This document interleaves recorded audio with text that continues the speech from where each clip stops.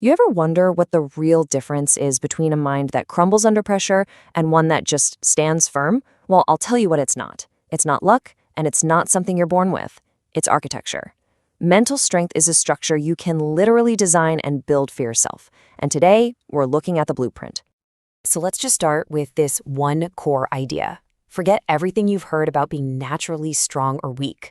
What if mental strength wasn't a gift handed out to a lucky few, but was actually a design? Think of your mind as a project you get to be the architect of, a structure you intentionally design and reinforce, one single habit at a time. And this is our blueprint. We're going to walk through 10 essential habits.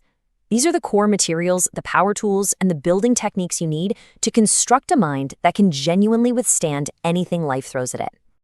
Now, like any good construction project, ours is going to have 3 distinct phases, and we're going to start exactly where any solid structure has to begin, by laying a powerful, unshakable foundation.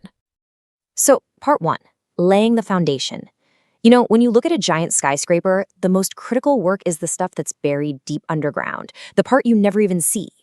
It's the same for us. We're starting with your internal mindset. This is the absolute bedrock on which everything else will be built.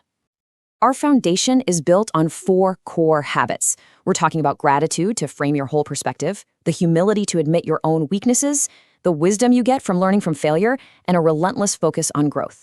Now look, these aren't flashy, but they are the non-negotiable bedrock of real resilience.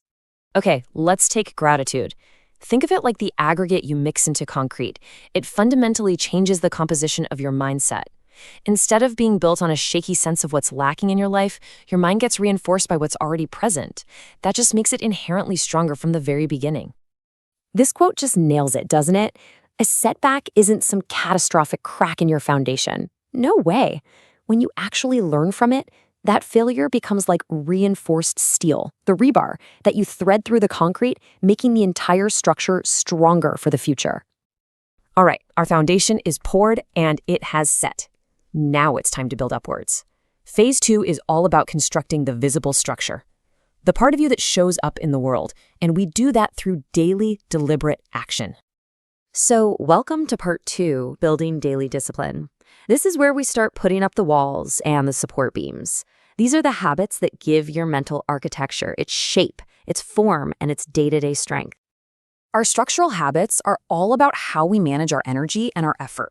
We're going to look at waking up early to set the tone for the entire day, the incredible power of just staying consistent, and the often overlooked strategic importance of taking breaks.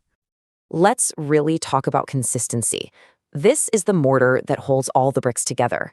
It is not about massive, heroic, once-in-a-lifetime efforts. No, it's the small, regular, sometimes boring actions that over time build something absolutely immense and unshakable. And this is a point that is so often missed. Taking a break is not a sign of weakness. It's absolutely crucial for sustainability. I mean, you wouldn't run a construction crew 24/7 without any rest, would you? The whole project would fall apart. The same exact thing applies to your mind. It's not quitting, it's strategic maintenance. So the framework is in place. The walls are up. But a structure is only as good as its ability to withstand the elements, right? So in our final phase, we shift from building to protecting. It's time to fortify our defenses. And that brings us to part 3, fortifying your defenses. Because let's be real, a magnificent building is totally useless if it can't handle a storm. These next habits are all about installing the doors, the locks, and the storm shutters for your mind. Defending our mental space requires 3 really proactive strategies. We're talking about facing your fears to disarm them, learning to say no to guard your energy, and being willing to cut out toxic influences to prevent a kind of internal corrosion. This right here, it illustrates the choice we all face.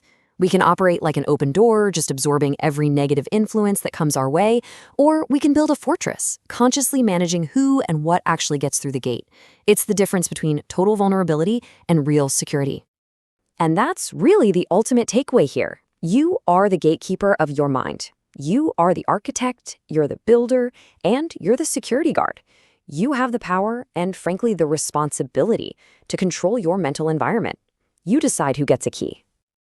So now we have the complete blueprint, a solid foundation, a disciplined structure, and fortified defenses. We're moving from design to construction. It is time to lay the first block. Just remember this. A resilient mind isn't a finished product. It's a living project, one that's constantly under construction. The real strength isn't in the final, perfect building, but in the daily act of building itself, one habit, one choice at a time.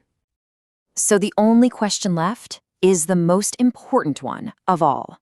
With this entire blueprint sitting right in front of you, which single block will you lay first? What are you going to build today?